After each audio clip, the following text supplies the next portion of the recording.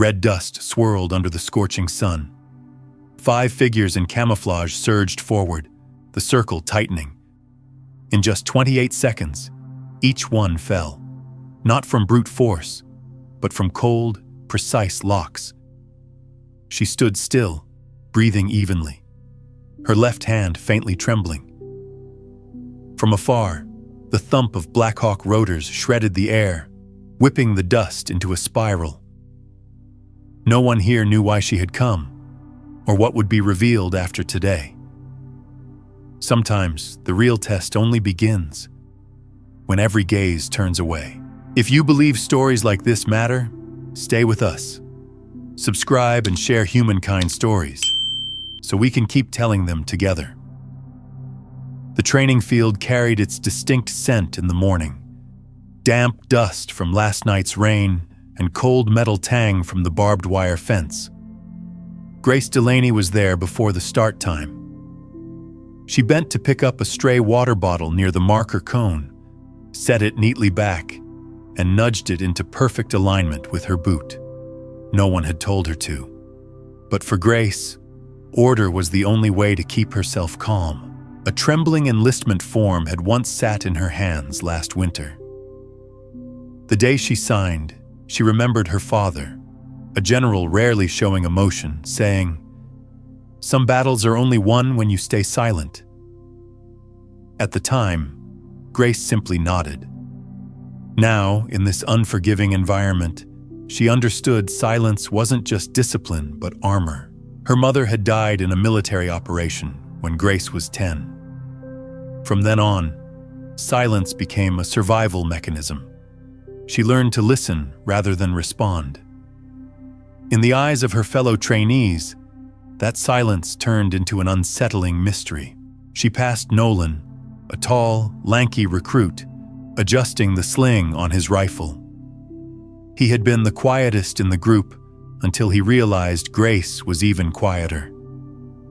Once, he had caught a glimpse of her practicing strange jujitsu moves at night, but he never asked. He just stored the memory away. Morrison, on the other hand, never missed a chance to show his irritation. Having more time at the base than most, he decided a silent recruit like Grace was just trying to stand out. And to him, standing out was a challenge to be stamped out. That morning's drill was to set up marker fences for the tactical exercise. Grace worked quickly, each movement as if measured by eye. The sun hadn't reached full strength yet, but sweat was already tracing down her neck. A breeze carried fine sand that settled on her boots.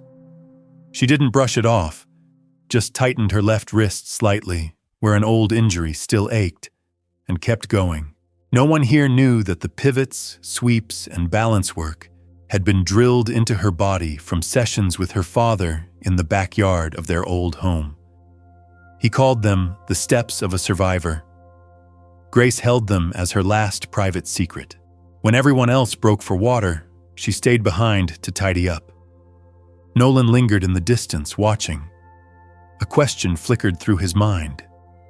What is she here to find? Grace wondered the same. Her father had placed her in this unit as a test, but never revealed the end goal. Was this just training, or something more profound? A cloud drifted overhead, its shadow sweeping the field, darkening the sand.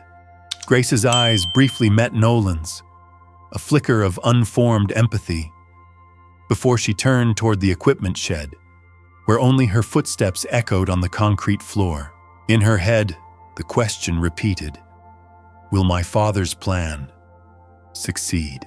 By midday, the mess hall's fluorescent lights reflected off the scuffed white tiles worn down by years. The clatter of steel trays mixed with the shuffle of boots. Grace stepped in at the end of the line.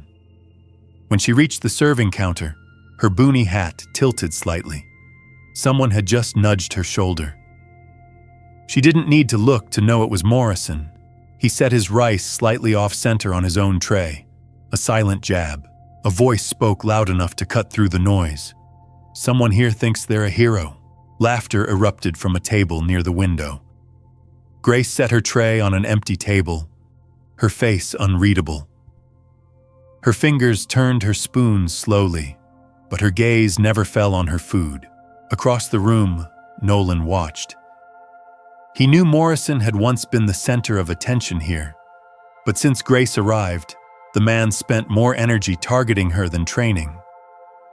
Nolan couldn't guess why, only suspected jealousy. As Morrison walked past her table, his boots paused for a beat. His voice dropped just enough for her to hear. "Just wait, you'll be gone before me." Grace didn't answer. She only recalled her father's words, "Don't let them change you." Yet somewhere deep inside, she wondered, would Nolan take my side? She quietly cleared her tray and wiped the tabletop clean when she finished eating. A simple act, yet a few eyes followed her as though she were doing something strange. That afternoon, during live fire practice, Morrison kept finding ways to edge close to Grace. Every time she aimed, his mocking chuckle sounded right behind her. This time, she let it pass.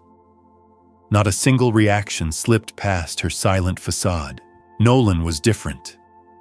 When his turn came, he fired, then lingered, subtly blocking part of Morrison's line of sight. It's not protection, but it's enough to make Morrison scowl. Late autumn skies darkened fast. When the recall whistle blew, the unit dispersed toward the barracks. Nolan passed her in the hallway, leaving a half-sentence behind. "Don't train alone tonight." Grace stopped mid-step. It didn't sound like an order. It felt like a warning. Part concern, part challenge. She sat by the bed in her room and opened a worn leather notebook. On the first page was her father's handwriting. "Strength isn't only in the strike." Her fingers paused on the words. Outside, the wind stirred the curtain, swaying it like slow breathing. In the next room, Morrison told a few others about the special recruit he planned to teach a lesson. Laughter bled through the thin wall. Nolan, farther down the hall, heard it but didn't step in. He only thought, "Tomorrow will be different." Grace closed the notebook and locked it in her drawer. Tonight, she would sleep early. Tomorrow, she'd need her strength, not just to train, but to see who was truly watching her. The next morning, mist blanketed the training yard. Puddles left by the night rain glistened under the floodlights, silver streaks shimmering like scars across the ground. Grace stepped out, her heavy-soled boots pressing gently into the wet surface. Today's drill was to clean the training field after the storm. Each recruit carried a tool: broom, shovel, bucket. Grace received a wooden-handled broom worn smooth with use. She began sweeping from the far corner. Morrison walked past, jerking his head toward her. "She sweeps floors better than she fights." Scattered laughter broke from his group, mixing with the sound of draining water. Grace did not react. She bent down, picked a plastic bottle from a pile of wet leaves, and placed it neatly in the trash bin. A small gesture, yet her left hand trembled. The old injury at her wrist, thought to be healed, suddenly burned. From a distance, Nolan noticed but remained silent. He knew a wrist injury could be a fatal weakness if a physical test were coming. When the task shifted to setting up the training posts blown over by the wind, a female recruit approached. She was small-framed, hair tied high, her eyes curious but not hostile. The name on her tag read, Lena. Lena said nothing, only helped brace a post upright. As her hand touched it, her eyes flickered briefly toward Grace's wrist, lingering for a heartbeat. Grace recognized that look, not pity, but recognition. By noon, rumors spread faster than the smell of food from the mess hall. Grace has special connections. Whispers claimed she was favored and that her father held rank. Morrison fueled the rumor, twisting it into a weapon to turn others against her. Nolan sat at a corner table listening and watching. He noticed Lena was silent, her gaze fixed on Grace without wavering. That afternoon, the wall climb drill began. Each recruit had to scale a 3-meter wooden wall, jump down, and keep running. When her turn came, Grace placed her hand on the ledge, pain shooting through her wrist like a blade. For a split second, she nearly slipped. From the waiting line, Morrison sneered. Lena shifted as if to move forward, then stopped. Grace clenched her jaw, driving strength into her legs, gripping the ledge, flipping over. Her left hand stayed curled when she landed, never touching the ground. Nolan stepped out as she ran to the end of the line, his eyes scanning the hand hidden under her glove. No words, but his gaze was a warning. Be careful. At the day's end, Grace returned to her room and peeled off her glove. The wrist was swollen and red. She unwrapped the bandage, massaged it lightly, then opened her notebook. In the middle pages, her father's handwriting read, "Weakness can also be an escape, if you know how to use it." From outside, Morrison's voice carried, "Tomorrow's going to be fun." He wasn't speaking to anyone in particular, but everyone knew he meant Grace. She closed the notebook, her eyes fixed on the fogged window pane. In her mind, only one thought repeated. Tomorrow, I won't just endure. I'll silence them. The morning before the test, the barracks were unusually quiet. The sky was clear, yet the wind sliced across the yard, carrying fine dust and the smell of rusted wire. Grace sat at the corner of her bed, tightening her laces. Her left wrist was freshly bandaged, the wrap neat and precise, a silent admission of her limitation. On the bed frame, the notebook lay open to a familiar line. Speed and calmness defeat strength. Footsteps filled the hallway. Morrison passed, glancing in with a smirk, his voice steeped in confidence. "Hope you're ready for everyone to see your true ability." He didn't stop, but the smell of sweat and gun oil lingered like a mark of challenge. At the end of the row, Cage chuckled. "I bet she'll run off." A few recruits laughed with him, their laughter brittle as boots striking cement. Grace rose, wordless. She put on a light jacket and stepped outside. Lena was waiting by the exit, holding 2 water bottles. Their eyes met, and Lena offered one with a quiet question. "You okay?" Grace slightly nodded, her hand tightening around the bottle. A wordless thank you. The test that day was a combat round. Her opponents, Morrison and 4 other male recruits, all with size and strength on their side. The entire barracks circled the yard, silent, as if gathered for a ritual. Nolan stood at the back, eyes intent. He knew that with her wrist, Grace couldn't rely on holds for long. She would need speed and precision instead. The whistle was 3 minutes away. Grace moved to her corner, warming up lightly. Each twist of her wrist sent pain lancing up her arm. She drew in a deep breath, eyes scanning each opponent. Morrison's smirk grew wider, confident of victory. The wind picked up. A training post near the fence quivered in the gust. Grace noticed it and remembered the mornings she had quietly collected bottles, reset posts, patiently, meticulously. She told herself, "I'll use that same patience now." Lena leaned close, whispering just enough for Grace alone. "Don't let them close in." A simple piece of advice, yet layered with trust. The assembly whistle cut through the air, signaling everyone to prepare. Time seemed to slow. The murmurs, the scrape of boots on dirt faded, leaving only the sound of her heartbeat and steady breath. Nolan saw her left hand open, then close, a private signal of readiness. He knew she was prepared, yet worry gnawed at him. Not about her skill, but her endurance against the injury. At the outer ring, Cage tilted toward Wu, muttering, "Less than a minute." Wu only smiled, not answering. A sudden gust swept across the yard, swirling the dust. The starting whistle, sharp and cold, pierced the air, shattering the compressed silence. Grace surged forward. No shouts, no bravado, only clean, decisive motion, like an arrow leaving the string. The whistle blew, and Morrison was the first to charge.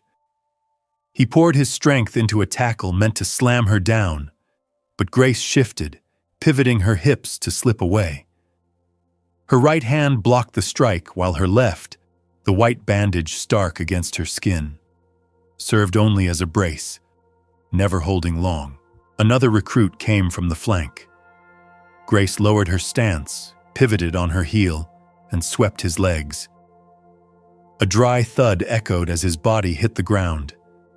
No cheers, only the sound of heavy breathing. Morrison wheeled around, driving forward with his shoulder. Grace stepped back half a pace, rolled her hips, and slid under his arm, using her leg to throw him off balance. Pain stabbed through her injured wrist, sharp and biting, but she didn't falter. The third opponent lunged, locking his arms around her neck from behind. Grace dropped her weight, twisted sharply, wedged her elbow into his ribs, then broke free with a clean angle. The movement was swift, efficient, without waste, as though lifted straight from the old notebook's scribbled pages. From outside the circle, Nolan's heart hammered. He realized Grace wasn't using prolonged grapples, only sharp angles, hip turns, and sweeps to keep the fight moving. The wind rose again, scattering dust that clung to her white bandage.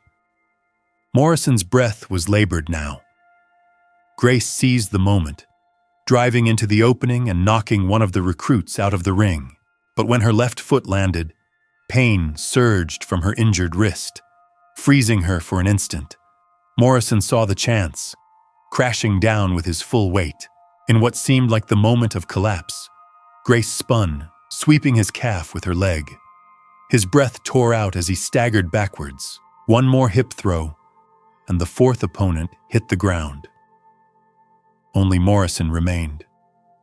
Their breaths mingled in the heavy silence of the circle. He hurled himself forward one last time, determined to force her out. Grace sidestepped, slid her shoulder under his arm, pivoted half a turn, and executed an Osoto Gari. Morrison's body hit the dirt. Dust shot up, and silence clamped over the crowd. 28 seconds, but within them, a lifetime of heartbeats, breath, sweat, and pain. Grace straightened, her left hand loose, concealing the injury. She had no time to turn when the roar of engines tore across the sky. Heads lifted. A Black Hawk, painted black, descended. Its rotor wash blasted sand and dust across the training yard. The side door opened. A figure stepped out, uniform gleaming with silver insignia flashing in the sun. His voice carried, low, steady, slicing through the noise. "Training is over. Mission complete." Morrison froze. Lena whispered, as if to herself, "I believe now." The man walked closer. Only when he stood a few steps away did the recruits realize it was General Patrick Delaney. He paused, eyes locking on Grace's. Then, deliberately, his gaze drifted to her bandaged wrist. A single nod. No words required. In that instant, no one on the field spoke. Yet everyone understood. The match had been more than a test of strength. It was a test of something far more profound. Dust still hovered in the air as General Delaney strode into the center of the yard. His voice was low, clipped, needing no elaborate command. "Grace Delaney has completed her mission." Morrison's chest caved inward. The name Delaney slammed into him, dragging back every jeer, every knocked-over tray, every contemptuous glance. All of it rushed back, cold as ice. The general's eyes swept the rows of recruits. So she was not sent here to learn endurance. She was sent here to see how you would treat a teammate when you had no idea who they were. The helicopter's roar faded in the distance, yet no one moved. Nolan swallowed hard, remembering the quiet evenings when he helped set fallen markers beside her. She changed me, he thought. Delaney stepped closer, his voice lowering. No longer a command, but a father speaking to his daughter. I know your wrist hurts, but you didn't give up. Your mother would be proud.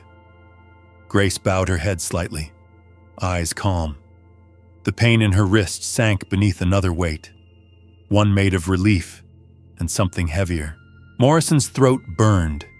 He had never imagined regret could cut this deep. Every smirk, every mocking word now pressed on him like a burden he couldn't shrug off. Delaney turned back to the formation. "Man, I don't need the best fighters. I need men who can see the worth in others, even when it hides behind silence and small deeds." At the far end, Lena pressed her lips together. She remembered Grace's gaze the first time they met. Not pleading, only still. Now she understood. Nolan glanced at Morrison. He saw Morrison's hand curl into a fist, as though he wanted to speak but lacked the courage. Delaney stepped back, leaving open space between Grace and the others. He issued no command, only a sentence. "The rest is up to you." Then he turned toward the Black Hawk, leaving a yard filled with wind and a lesson suspended in the air. Grace remained, unmoving. Morrison took one step forward, then halted. He felt that if he spoke now, all his pride would shatter onto the dirt. Nolan inhaled sharply. He knew this moment would not come again. At the edge of the field, Lena picked up a water bottle and strolled toward Grace. She said nothing, simply handed it over with a nod. A simple gesture, but it cracked the last layer of ice. General Delaney glanced back once before boarding. His eyes lingered on his daughter, then swept across the confused, shaken faces. The door closed, and the engines carried the Black Hawk away. But on that training field, something had shifted. Not from the helicopter's blades, but from the words spoken and the truths that needed no words. The next morning, no blaring wake-up horn, no drawn-out shouts, only sunlight poured through the windows, golden and strangely warm. Grace stepped onto the training ground, still in her simple uniform. She wasn't searching for anyone, just preparing as she did daily. But a figure was already standing there when she bent to reset a marker. Morrison. His shirt was dusty, his hands already gripping a marker. He didn't look directly at her, only spoke softly, his voice rough. "Yesterday, I was wrong." Grace paused. She didn't answer. She only touched the marker he had set upright. A small nod. Morrison exhaled, as if laying down a stone he had carried too long. Nolan appeared, carrying a water bucket, and set it by Grace. "For both of you," he said, his eyes making clear that forgiveness would not come easily. But it could begin. Lena was handing out jump ropes to the recruits at the far side of the yard. Seeing Grace, she waved, a smile small but genuine. For the first time, Grace returned it with the faintest smile. Cage, usually the one to joke, was sweeping the yard quietly today. He worked each corner, then glanced at Grace. "Don't let me sweep alone again, Delaney." A ripple of laughter spread. It didn't break discipline, but loosened the tension that had bound the barracks for weeks. That day, tasks were shared evenly. No one stood by while others cleaned. Morrison and Nolan carried equipment, and Lena and Grace guided the new group in pitching tents. Small gestures, handing over a bottle of water, lifting a sack of sand, became the new language of the barracks. When evening came, Grace sat on the steps, tending her injured wrist. Morrison approached, laying down a small notebook, its cover worn. "My father kept this," he said. "No one learns alone." Grace touched the cover, feeling like she held a fragment of someone's memory. Another slight nod, she accepted something from Morrison the second time that day. On the field, Cage shouted to the fresh recruits, "Remember, no one touches Grace's table unless your hands are clean." Laughter rose again, blending with the wind. No one said it aloud, but everyone knew. The air here had changed. Not suddenly, not with drama, but slowly, enough to see clearly. Weekend evening. The mess hall carried the scent of fresh cornbread. Grace walked in, her familiar boonie hat tilted slightly, her eyes scanning the room. The far corner, the table where she once sat alone, was still empty. Nolan was seated elsewhere, but when he saw her, he rose. Without a word, he set his tray on that table and pulled out a chair. Morrison, Lena, then Cage, one by one they joined. No one needed to speak, only the faint clink of utensils and a strange quiet surrounded the table. Morrison placed a piece of cornbread on Grace's tray. Lena poured water for everyone. Cage, unable to endure the silence, broke into a grin. "Right from now on, this is the silent heroes table. Rule is, finish all the cornbread." Laughter rippled out, but the moment held. Grace lifted her eyes, meeting each face. A month ago, their looks had been suspicious, even disdainful. Now it was respect, the kind no one could command. After the meal, as the others drifted away, Nolan stayed. He sat across from Grace, opening the old notebook Morrison had given her the day before. On the last page, new handwriting appeared. "Keep the fire." Nolan closed it, sliding it toward her. I think it fits you better, but someday I'd like to add to it." Grace laid her hand on the notebook, her eyes steady on Nolan. "And we'll carry it forward." It was not a grand promise, only a commitment that both of us understood. Outside, the evening wind swept across the yard. Morrison was showing recruits how to set markers. Lena laughed as Cage pretended to bark orders. Everything looked ordinary. But Grace knew this ordinary was built from a fight, a truth, and a chance for everyone to look back at themselves. As the barracks fell quiet that night, the far table in the mess hall still glowed under a small lamp. Upon it lay the old notebook. No nameplate, no markings, only a place everyone understood. Once you sat down, you had to listen before you spoke. If you believe that respect, discipline, and humility are the foundations for moving forward together, join us in keeping that fire alive. HumanKind Stories. Subscribe, share, so the flame never goes out.